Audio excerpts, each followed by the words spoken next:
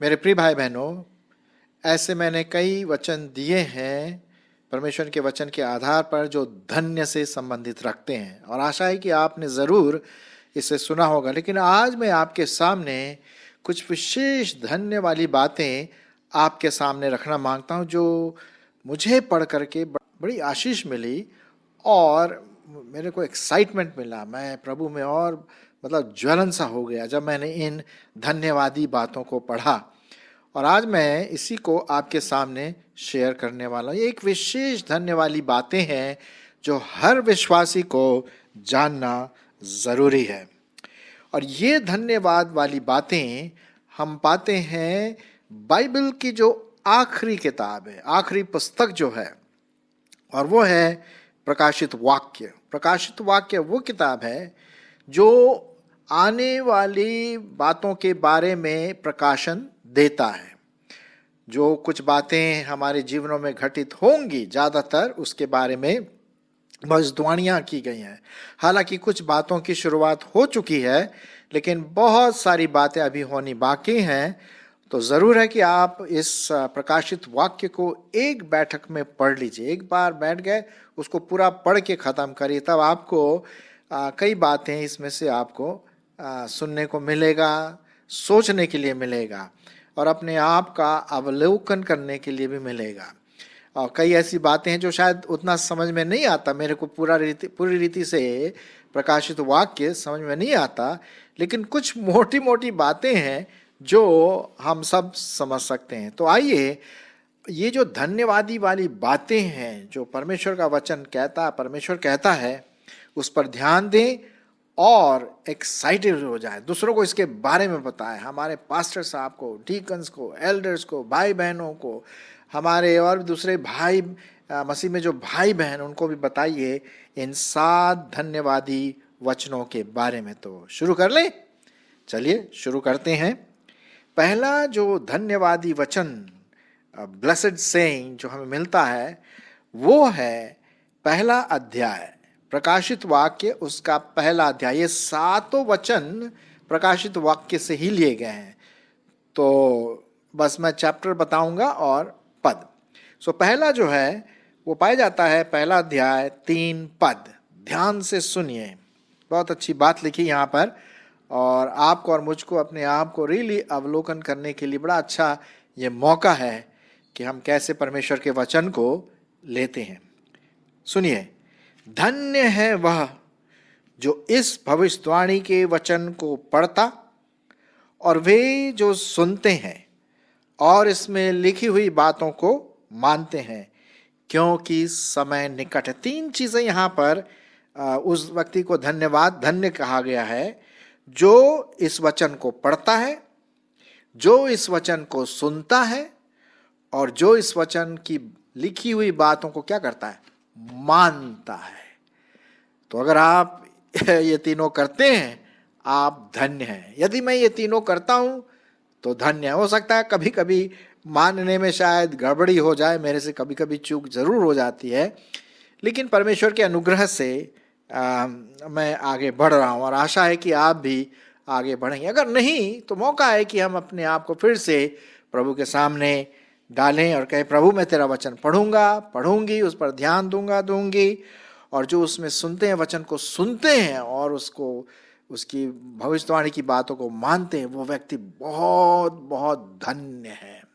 हम बोलते हैं ना, कभी कभी लोग जब लॉटरी जीतते हैं तो बड़े खुश हो जाते हैं, कौन बनेगा करोड़पति। अरे साहब, यहाँ करोड़पति नहीं, यहाँ तो गिनती नहीं हो सकती, इतने भाग्य और धन्यवादी हम लोग होंगे और हैं जो परमेश्वर के वचन को प्राथमिकता देते हैं। आइए, दूसरा धन्य वचन हम देखेंगे, और पाया जाता है 14 अध्याय 13 पद।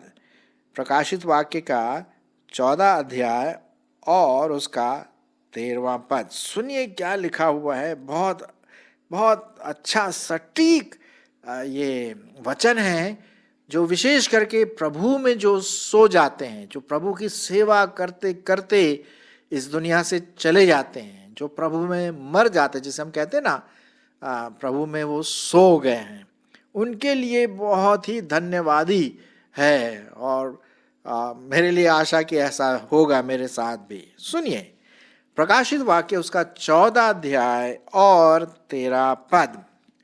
फिर मैंने स्वर्ग से यह शब्द सुना। कौन सा शब्द सुना भाई?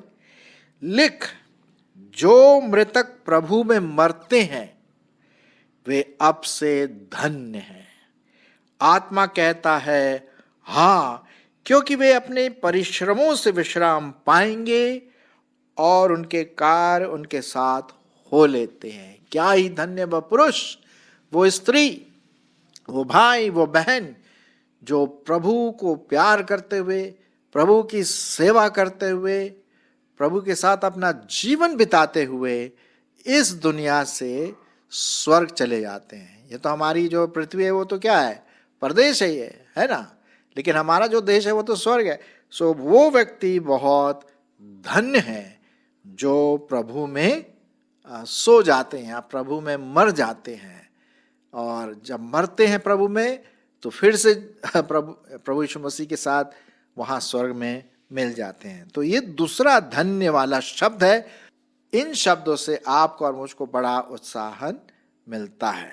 आइए तीसरे धन्य वाले शब्दों की ओर ध्यान देंगे, और ये भी बहुत इंपॉर्टेंट है, बहुत महत्वपूर्ण है आपके लिए और हम सबों के लिए। क्योंकि कभी कभी क्या होता है कि हम जो मसीह है ना, कभी कभी अपने मसीह जीवन में एक तरह से बेहोश हो जाते हैं या सो जाते हैं या आलसीपना हो जाती है। अपने आत्मिक जीवन की बात मैं कर रहा हूँ, ठीक है?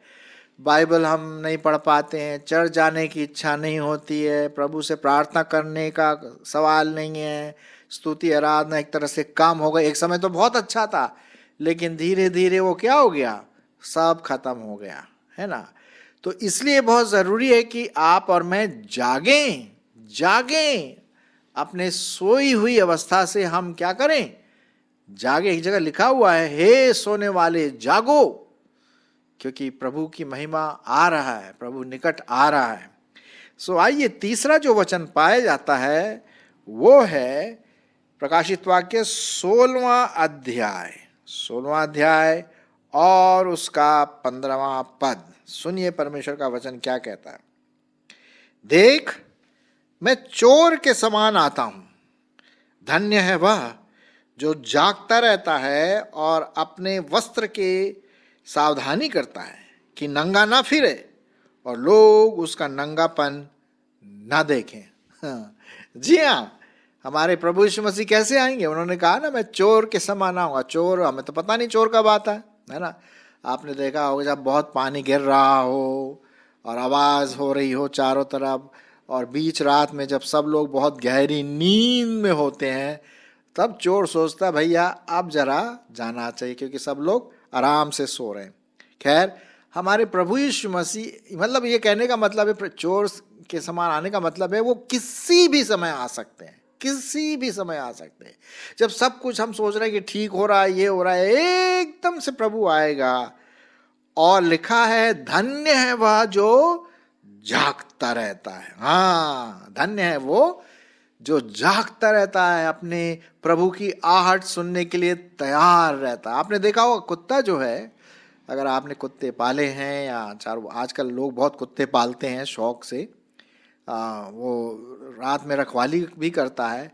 अगर कुत्ते को थोड़ी सी आहट आ गई, एकदम से भौंकने लगता है, वो चौकन्ना रहता है, जागता रहता है, कोई मेरे घर ऐसा ना आ जाए। आपको और मुझको चौकन्ना रहना है कि प्रभु यीशु कभी भी आ सकता है, और हमें जागते रहना, आत्मिक रीति से हमें जागते रहना। मेरे ख्याल में आपने एक गाना जरूर सुना होगा, जागो सोने वालों वक्त जाने लगा, आज तुमको जगाने कोई आया है। जिंदगी में किसी की न सुनी, पर प्रभु यीशु मसीह तुम्हें जगाने के लिए आ रहा है। यहाँ पर हम देखते हैं एक थोड़ी सी चेतावनी है हम विश्वासियों के लिए। हम सोते न रहे अपने आत्मिक जीवन में, लगातार लगे रहे। आपको पता है वो 10 कुंवारियों के बारे में है? 5 तो मूर्ख थी और 5 बड़ी बुद्धिमान थी। और देर रात हो गई, कोई दूल्हा नहीं आया, और फिर जो सब सो गए, लेकिन ये जो मूर्ख स्त्री थी वो तैयार नहीं थी, दूल्हा आके चला गया। हमारे साथ कहीं ऐसा ना हो मित्रों, है? सो धन्य है वो जागता रहता और अपने वस्त्र की सावधानी करता है कि नंगा ना फिरे और लोग उसके नंगेपन को देखें। तो ये हमने तीसरा धन्य वचन सुना। आइए चौथा धन्य वचन। और आप तो जानते हैं, जब भी शादी होती है, विशेष करके हमारे दोस्त यारों की और हमारे समाज में, पड़ोस, आस पड़ोस में, या हमारे सगे संबंधियों के बीच में तो न्योता मिलता है। और न्योता जब मिलता है तो हम लोग क्या करते हैं? खूब अच्छी तरह से तैयार होके जाते हैं ना, खूब नहा धो करके और खुशबू उशबू लगा करके, टाई वाई लगा करके। मैं तो भाई सब लोग वहाँ सब आते हैं ना, तो अच्छा दिखना चाहिए, तैयार होके जाते हैं। वेल, हमारा भी दूल्हा आने वाला है और हमें विवाह में न्योता दिया है उसने। आइए हम पढ़ेंगे प्रकाशित वाक्य 19 अध्याय और उसका 9 पद। सुनिए क्या लिखा हुआ है। आहा, बहुत अच्छा है भैया। मेरी ये तो ऐसा विश्वास है कि मैं भी उस भोज में जाने के लिए तैयार हूं। तब उसने मुझसे कहा, यह लिख कि धन्य है वे जो मेमने के विवाह के भोज में बुलाए गए हैं। मेमने के विवाह के भोज में बुलाए गए हैं। फिर उसने मुझसे कहा, ये वचन परमेश्वर के सत्य वचन है, गढ़ी हुई कहानी और कथा नहीं है। आप इसको ऐसी कोई मिथ्या ना समझ बैठे। ये जीवित परमेश्वर का वचन मैं आपके सामने पढ़ रहा हूं, जो प्रकाशित वाक्य, जो आखिरी किताब में पाई जाती है बाइबल के।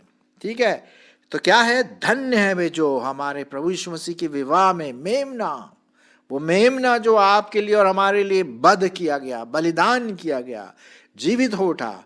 और जब हमारा और उसका विवाह होगा तो साहब, हम तो दुल्हन है, वो हमारा दूल्हा है ना? तो विवाह के भोज में हम बुलाए गए हैं। आहा हा हा, खाने की तो बात ही अलग है, हम तो सोच भी नहीं सकते क्या होगा। आशा है कि आप बुलाए जाएंगे।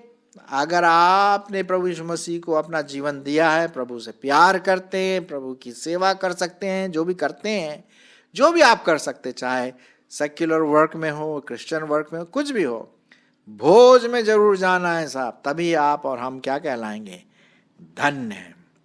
फिर उसके बाद हम 5वां धन्यवादी वचन देखते हैं, और वो है पुनरुत्थान से संबंधित। प्रकाशित वाक्य उसका 20 अध्याय और 6 पद। 20 अध्याय 6 पद। अब आप जानते हैं कि जब प्रभु यीशु मसीह आएंगे हमें लेने के लिए बादलों में, तो हमारा पुनरुत्थान होगा। जो प्रभु में सो गए हैं, जो प्रभु में विश्राम कर रहे हैं, वो जी उठेंगे, जो मृतक हैं। और फिर जो जीवित रहेंगे उन दिनों में, वो फिर उठा लिए जाएंगे। तो अगर आपका और मेरा उसमें भाग है, उस पुनरुत्थान में, तब तो भैया बल्ले बल्ले, धन्य है। 6वां पद। धन्य और पवित्र वह है जो इस पहले पुनरुत्थान का भागी है। ऐसों पर दूसरी मृत्यु का कोई भी अधिकार नहीं, पर वे परमेश्वर और मसीह के याजक होंगे और उसके साथ 1000 वर्ष तक राज्य करेंगे। हालेलुया, क्या बात है! ये आशा वाला वचन, ये विश्वास वाला वचन, ये परमेश्वर का असीम अनुग्रह। मेरे प्रियो, जब हम उस पुनरुत्थान में शामिल होंगे, सो आशा है ये वही लोग होंगे जिन्होंने अपना जीवन प्रभु यीशु मसीह को दिया। तो हम लोगों के लिए बड़ा, अरे साहब, बहुत ही जबरदस्त चीज होगी। अब मैं तो जानता नहीं हूं कि क्या क्या होगा भाई। बहुत जबरदस्त होगा, बहुत आनंद का समय होगा, और क्या हल्ला गुल्ला, और बस आनंद की बात होगी, है ना? तो हालेलुया, फिर से हम बोलेंगे कि हम उसके साथ जी उठेंगे, उसके जब वो आएगा, और फिर हमेशा हमेशा उसके साथ हम रहेंगे। फिर उसके बाद देखते हैं हम 6वां धन्य वचन जो परमेश्वर के वचन को महत्व देता है, उसके वचन पर ध्यान देता है, उसके वचन को प्राथमिकता देता है अपने जीवन में। ये पाया जाता है 22 अध्याय और उसका 7 पद। 22 अध्याय और उसका 7 पद। सुनिए वचन, परमेश्वर का वचन क्या कहता है। और देख, मैं शीघ्र आने वाला हूं, धन्य है वह जो इस पुस्तक की भविष्यवाणी की बातों को मानता है। एक जगह में लिखा हुआ है पुराने नियम में, obedience is better than sacrifice. आज्ञा का मानना बलिदानों से कहीं उत्तम है। और ये बहुत जरूरी है प्रियो कि हम परमेश्वर के वचन को प्राथमिकता दें। जैसे मैंने प्रकाशित वाक्य 1:3 में पढ़ा था, धन्य हैं वे जो इस वचन को पढ़ते हैं, इस वचन को सुनते हैं और इसमें लिखी हुई बातों को मानते हैं। याकूब में भी यही बात लिखा हुआ है कि हमें वचन को मानना है। इस भविष्यवाणी की बातें जो यहाँ लिखी हुई हैं उनको मानना है। वही बात हो गई कि अगर हम बीमार हैं तो हम जाते हैं डॉक्टर के पास और डॉक्टर हमें चेक करके फिर बोलता है कि ये दवाई मैं आपको दे रहा हूँ, दिन में 3 बार गुनगुने पानी के साथ ले लेना। और हम दवाई तो ले आते हैं, लेकिन दवाई हम लेते नहीं। डॉक्टर का जो उसने कहा उसको हम नहीं करते हैं। और हम बोलते हैं अरे यार मैं ठीक नहीं हो रहा, मैं अच्छे से अच्छे डॉक्टर के पास गया। बिल्कुल गए होंगे, लेकिन साहब उसने जो दवाई दिया उसका सेवन कर रहे हैं कि नहीं, जो फॉलो कर रहे हैं कि नहीं जो उसने कहा। ठीक उसी प्रकार से हम परमेश्वर के वचन को पढ़ते हैं, बहुत अच्छी बात है, उसके वचन को सुनते हैं। अभी आप सुन रहे परमेश्वर के वचन को, लेकिन उसके साथ साथ उसको मानना भी है। वो व्यक्ति क्या है? धन्य कहलाता है परमेश्वर के वचन के आधार पर। सो देख, मैं शीघ्र आने वाला हूं, प्रभु यीशु मसीह आने वाले।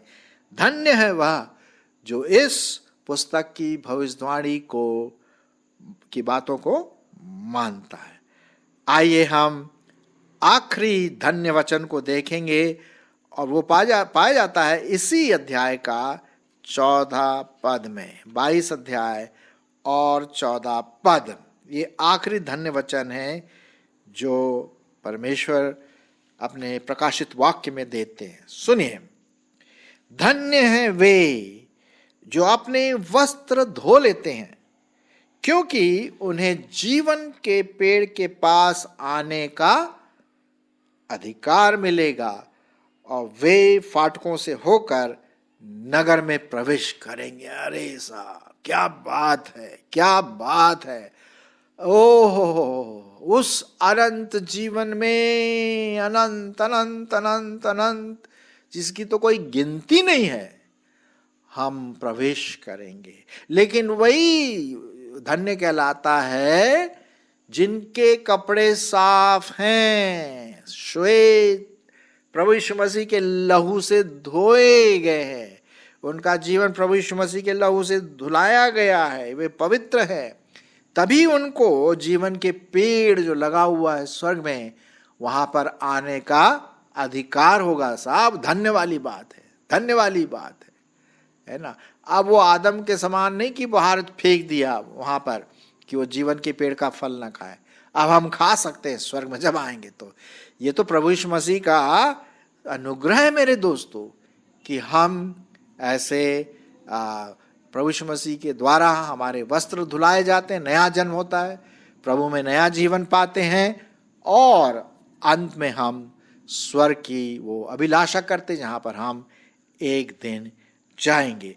सो क्या है? आशा है कि आपने सुन लिया ध्यान से। पहली बात हमने देखा, भविष्यवाणी के वचन को पढ़ता, सुनता और उस पर मनन करता है, मानता। दूसरी बात हमने देखा, जो प्रभु में मरते हैं धन्य है वे। तीसरी बात हमने देखा कि जो जागते रहता है, जब प्रभु यीशु मसीह आएगा तो धन्य है व्यक्ति जो जागता है, आत्मिक जीवन में आत्मिक जागृति से भरा रहता है। चौथी बात हमने देखा, धन्य है वो जो विवाह में के भोज में बुलाए गए हैं। पांचवी बात हमने देखा कि जो पहला पुनरुत्थान, जब प्रभु यीशु मसीह आएंगे अपने लोगों के लिए, तब हम उसमें पहले जी उठेंगे। धन्य है वो व्यक्ति। और फिर छठवीं बात हमने देखा, जो इस भविष्यवाणी की बातों को मानता है।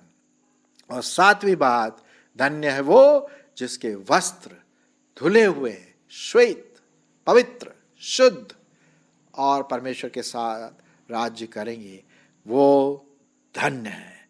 परमेश्वर इन वचनों पर जो मैंने अभी सुनाया अपनी आशीष जरूर देगा। आप जरूर इस पर मनन करें। आमीन।